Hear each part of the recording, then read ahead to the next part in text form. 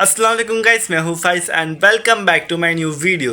So guys, आज है 12 रबीउल अव्वल, तो आप सबको मेरी तरफ से इसकी बहुत बहुत मुबारक हो।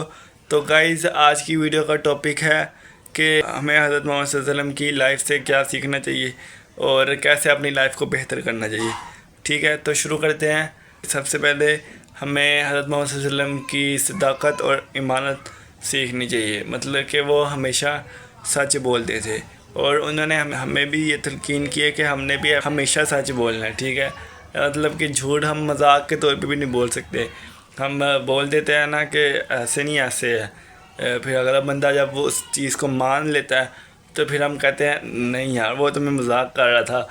उस चीज़ को जब बंदा मान के उसके बारे में थोड़ा सा परेशान हो जाता है या तजस्सुस उसमें पैदा हो जाता है, या जो भी हम उस जुमले उससे करवाना चाह रहे होते हैं हम वो करवा लेते हैं, तो फिर हम बाद में हम उसको सच बता कर उसके ये मतलब कि उसका मजाक उड़ा रहे होते हैं कि तूने मेरी बात पे यकीन कर लिया, तूने मेरा मजाक नहीं समझा।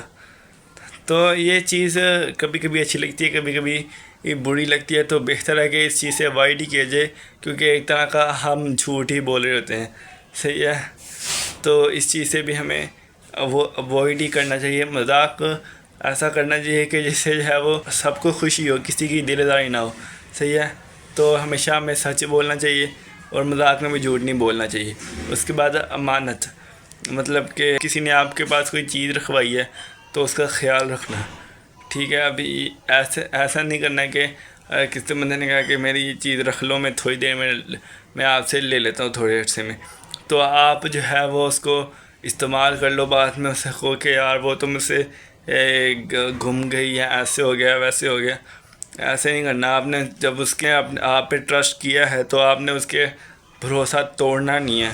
चाहे वो हो सकता है उसको आपकी बात को सच मान ले और आपको फिर भी चीज़ ले ले, लेकिन आपको तो पता है ना कि आपने उसकी चीज़ जो है वो ख़ुद इस्तेमाल कर लिया है और बाद में आप उसके सामने झूठ बोल रहे हो कि मैंने जो है वो आपकी चीज़ जो है वो आपकी चीज़ के साथ ऐसा हो गया था।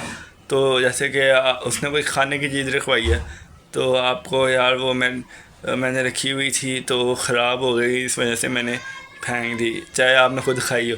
तो ऐसा नहीं करना चाहिए। जो जिसने कोई आप पे ट्रस्ट करके कोई चीज़ रखवाई है तो उसको वापस कर देनी चाहिए। उसको जो है वो संभाल के रखना चाहिए और जब वो वापस मांगे तो उसको वापस कर देनी चाहिए। सही है।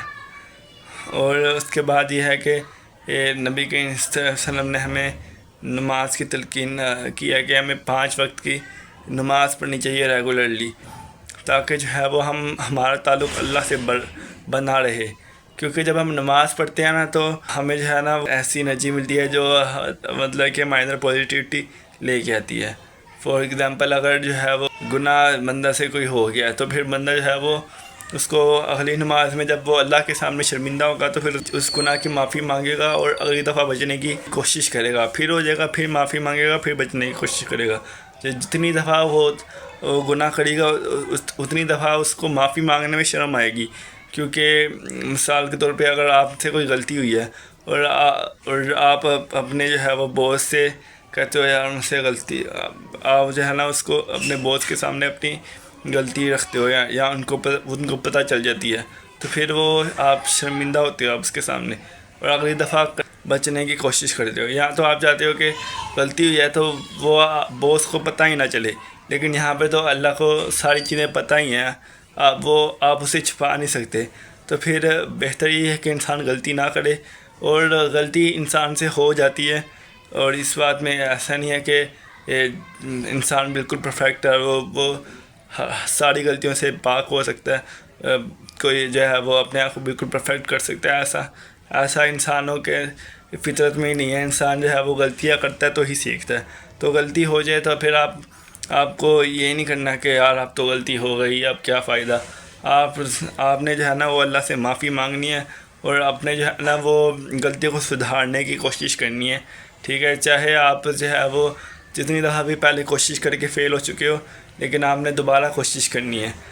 क्योंकि जो है वो और सच्चे दिल से कोशिश करनी है। ये नहीं करना कि अभी जो है वो मैं बस एक फॉर्मेलिटी के तौर पे माफ़ी मांग लेता हूँ, दोबारा से जो है वो मैं यही काम करूँगा اور پھر میں معافی مانگ لوں گا.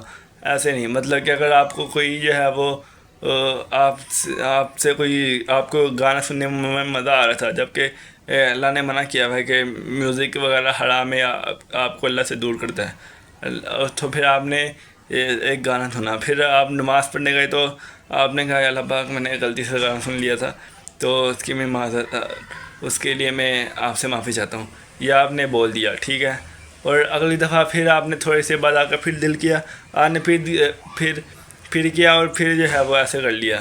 اگر یہ آپ سے جو ہے وہ انجانے میں ہوا ہے تو پھر ٹھیک ہے. لیکن اگر آپ نے جان بوجھ کے کیا ہے کہ اس طرح میں بار بار جو ہے وہ اللہ کے سامنے بھی میں اپنا تعلق اللہ سے بھی برقرار رکھوں گا، اور جس چیز سے اللہ نے منع کیا وہ کام بھی کرتا رہوں گا، تو یہ چیز جو ہے نا وہ غلط ہے. کیونکہ اس چیز کا تو اللہ کو پتہ ہے کہ آپ نے جو ہے وہ معافی جو ہے وہ سچے دل سے نہیں مانگی، یا معافی مانگنے کے بعد آپ نے اس کو اس طرح امپلیمنٹ نہیں کیا، اپنے آپ کو روکنے کی کوشش نہیں کی. انسان اگر روکنے کی کوشش کرے نا اور پھر ہو جائے پھر بات الگ ہے.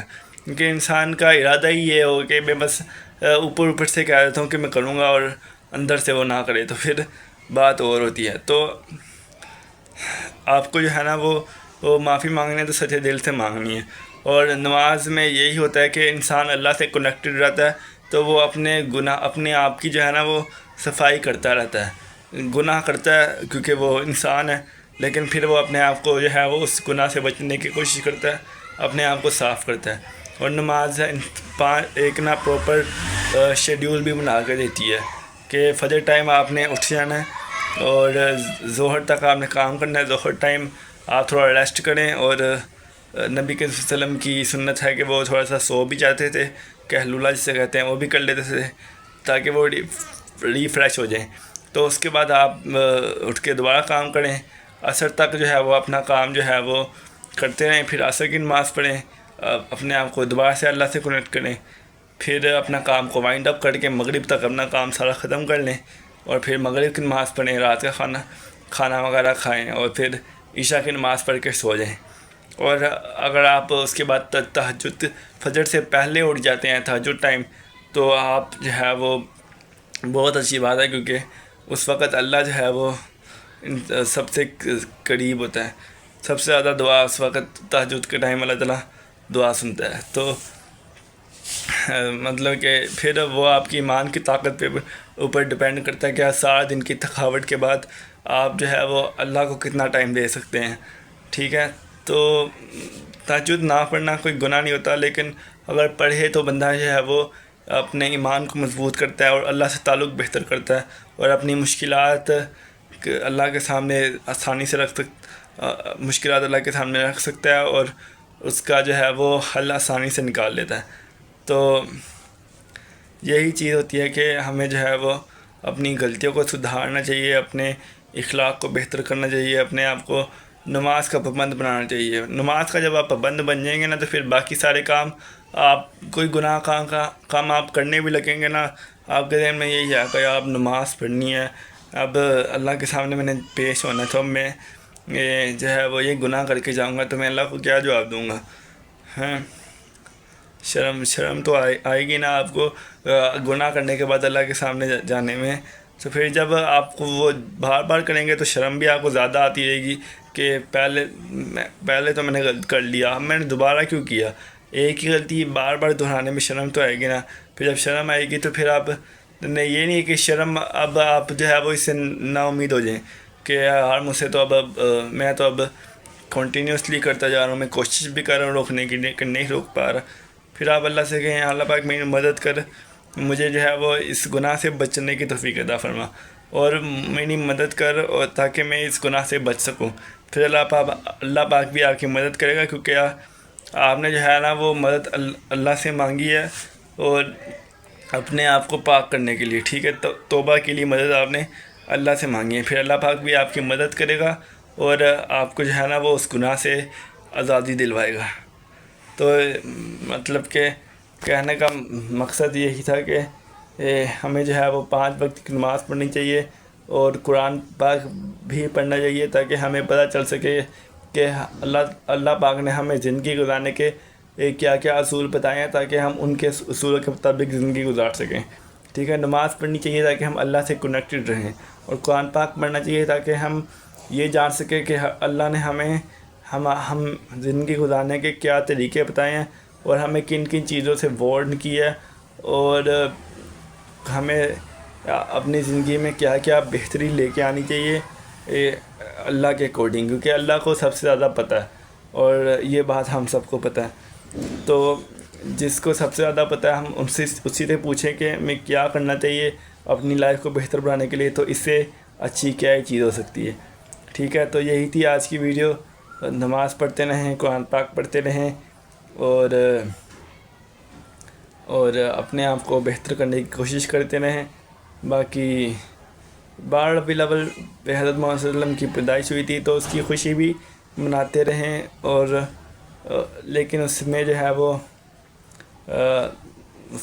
وہ یہ نہ کریں کہ آپ اس کی خوشی مناتے ہوئے آپ نماز ہی بھول جائیں, آپ کو پتہ ہی نہ ہو کہ آپ جو ہے وہ کس وقت کون سی نماز کا ٹائم ہو رہا ہے. تو نماز کی بھی پابندی کریں. ٹھیک ہے, باقی یہی تھی آج کی ویڈیو. امید ہے کہ آپ کو پسند نہیں ہوگی. میں ملتا ہوں آپ سے نیکسٹ ویڈیو میں. اللہ حافظ and thanks for watching. Like subscribe لازمی کر دینا, اور بیل کے آئکن کو فی الحال دبا دینا. اللہ حافظ بھائی.